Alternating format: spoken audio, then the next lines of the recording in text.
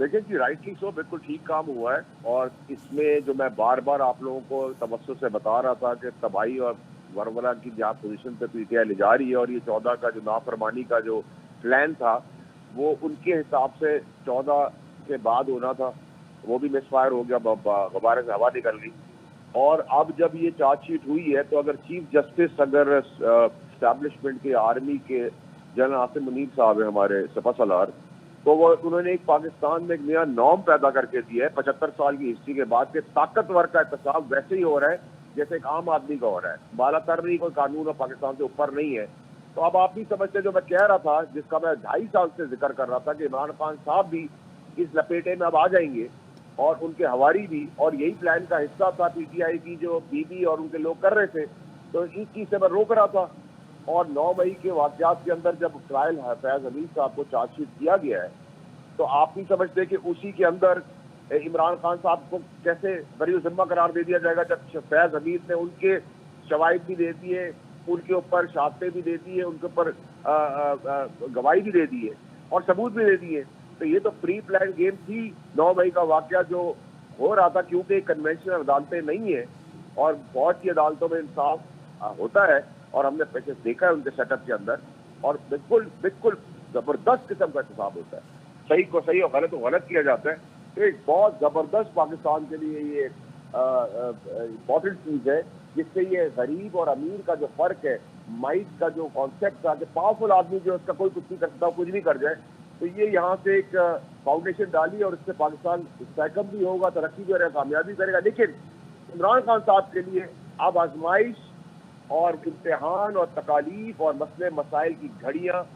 اس حد تک جا چکی ہے جس سے میں بار بار روک رہا تھا، سمجھا رہا تھا. اور کیونکہ بی پی بھی اس کا حصہ ہے اور ہواری بھی ہے، اسی لیے میں آپ کو کہہ رہا تھا کہ وہ جان سے مارنے کی سازش کریں گے عمران خان کو بھی، جو ہے عمران خان کی بیگم صاحبہ ہیں اور ان کے ہواری ہیں. تو اب اگر قوم کو نہیں نظر آ رہا کہ میں سچ بول رہا ہوں اور باقیوں کو سمجھ نہیں آ رہا، تو ٹھیک ہے جی، میں تو نہیں کچھ کر سکتا اس سے زیادہ. دیکھیے جی، اس میں کوئی عوام نہیں اب ہونا چاہیے کہ جب ایک فوج کے طاقتور آدمی کا ایک بہت بڑی پوزیشن ہولڈر کے آدمی کے ساتھ جسٹس ہو رہا ہے اور صحیح ہو رہا ہے،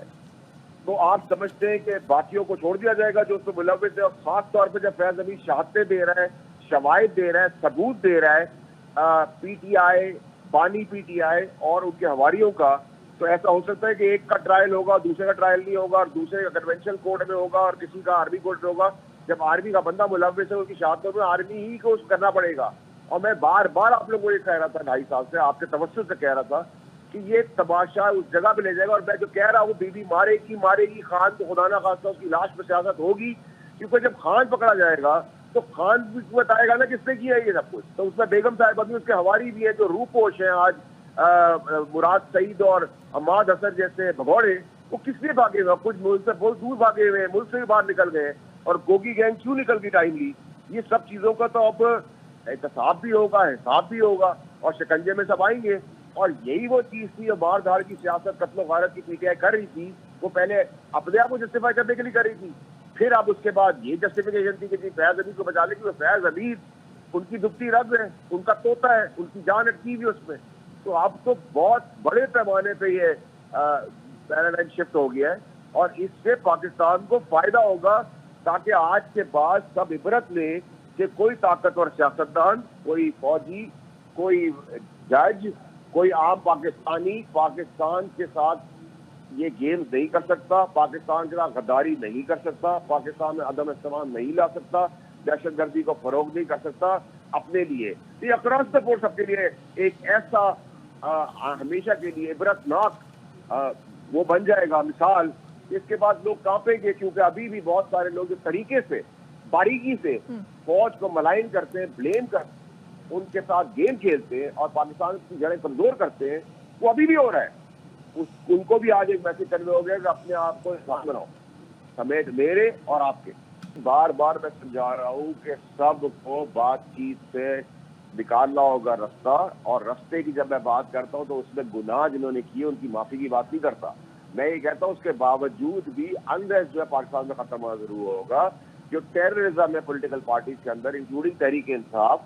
وہ پولیٹیکل ٹیررزم کے اندر سے سب گزرے ہیں، مطلب اس میں کون سی پارٹی ہے جس کے اوپر یہ دہشت گردی کا الزام نہیں لگا؟ لیکن سب نے آپ کو ڈسکریڈٹ کیا. جو اچھی چہرے تھے، اچھی شکلیں تھیں، جو سینسیبل لوگ تھے، جو پاکستان سے مخلص تھے، ان سب نے اپنی صفیں دور کر دی ان ٹیررسٹ دہشت گرد لوگوں سے. اسی طرح تحریک انصاف میں بھی جو بہتر چہرے ہیں، جو مخلص چہرے ہیں، جو اچھے چہرے ہیں، ان کو اس ٹیررزم اور بربریت کی نظام سے پیچھے ہٹ کر پاکستان کا سوچ کر آگے چلنا پڑے گا. تو اس میں کوئی اور راستہ آپ کے پاس نہیں ہے. اگر آپ سمجھتے ہیں کہ اگر اس کے باوجود بھی آپ اب ایک انچ بھی آگے بڑھیں گے اس دہشت گردی کے اور مرائی جھگڑے کی اور بندوق کی اور جو مولا جٹ کی سیاست گنڈا پور کر رہا ہے، تو میں آپ کو بتا رہا ہوں کہ پھر وہ ہوگا اس کا رزلٹ